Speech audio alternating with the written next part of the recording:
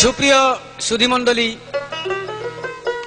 শরীফুদ্দিনের কাছে আমার যে প্রশ্ন ছিল তার সুন্দর মীমাংসা দিয়েছে এবং আমাকে প্রশ্ন করেছে। যে প্রশ্ন এখন তার পুরা ব্যাখ্যা দিতে গেলে এই ক্যাসেটে জায়গা হবে না, তাই আমি সংক্ষেপেই বলবো। শরীফুদ্দিন বলেছে যে হাসরের মাঠে নবী ওলিগণ সবাই নফসি নফসি করবে, একমাত্র হযরত মুহাম্মদ মুস্তাফা সাল্লাল্লাহু আলাইহি সাল্লাম বলবেন ইয়া হাবলি ইয়া উম্মতি। যে নবীজি নিজের চিন্তা করে নাই, উম্মতগণের চিন্তায় উন্মাদ থাকবেন, ওই নবীজির কথা কি আমাদের স্মরণ আছে? 12 মাস রোজা ছিল, সারা দিনই নামাজ ছিল। আমার নবীজি আল্লাহকে বলেছেন যে হে বারে খুদা, আখিরি জামানায় আমার উম্মত কমজোরি হবে, তারা এত কষ্ট সহ্য করতে পারবে না, সারা দিন নামাজ পড়তে পারবে না। তাই শুধু 5 ওয়াক্ত নামাজ, বছরে 1 মাস রোজা, এটা আমার নবীজি আমাদের জন্য করেছেন। আগেকার মানুষ 200 বছর 300 বছর হায়াত পেত, আর বর্তমানে আমাদের গড় আয়ু শুধু 50 বছর। আগের মানুষ 9 ফুট 10 ফুট লম্বা ছিল, আর এখন মাত্র 6 ফুট। যাই হোক ভাই, সামনে কি আসতেছে সেদিকে খেয়াল রাখবেন, খেয়াল রেখে চলাফেরা করার চেষ্টা করবেন।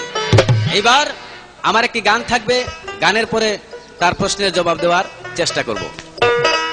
ভোলা মন রে ফাঁকি দিয়া থাকবে কতদিন,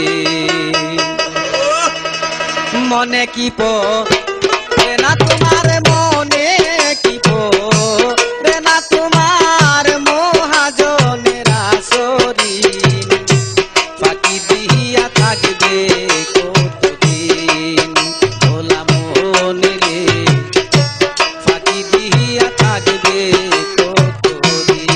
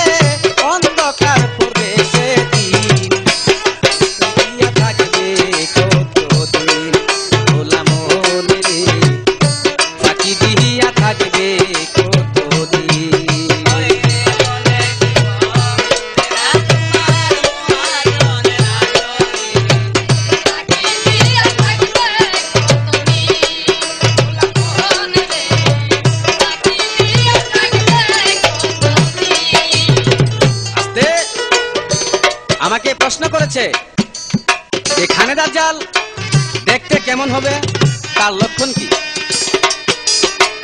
খানে দাজ্জাল দেখতে বর্তমান মানুষের চেয়ে বাচ্চা হবে এবং তার একটা চক্ষু কানা থাকবে, তার এক হাতে থাকবে দুজক, আরেক হাতে থাকবে বেহেশত।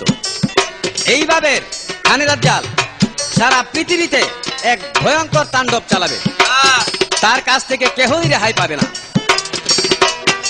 মানুষ যদি পাতালে যায় তবে সেই দাজ্জাল ওই পাতালেই প্রবেশ করবে, যায় বলবে যে হে মানব, আমাকে ক্ষুধা মানো, যদি আমাকে ক্ষুধা মানো তবে আমার বেহেশতে যাইতে পারবে, আর যদি আমাকে ক্ষুধা না মানো তবে আমার এই জাহান্নামে তোমার জায়গা। যারা কমজোরি, মানে যাদের নেক কম, আবার শরীফুদ্দিন করতেছি না বললাম, আমার মতন আর কি, যারা কম নেক করছে তাদের মতন মানুষ ওই দাজ্জালকে খোদা বলে দাবি করবে, তবে সে সত্যকারের জাহান্নামে যাবে না, আসলে সে জাহান্নামেই যাবে। দাজ্জালকে যে ক্ষুধা মানবে সে জাহান্নামে যাবে, আর যে ক্ষুধা মানবে না সে জান্নাতে যাবে। যাই হোক, এবার তোমার কাছে আমার একটি প্রশ্ন, যারা নেক করবে তাদেরকে জান্নাতে দেওয়া হবে, আর যারা গুনাহ করবে তাদেরকে জাহান্নামে দেওয়া হবে। এই জাহান্নামের পুরা ব্যাখ্যাটা তোমার কাছে চাইলাম, যদি পারো আস্তে ধীরে সুন্দরভাবে এই জাহান্নামের পুরা ব্যাখ্যাটা দিবা। রজবে কয় কথা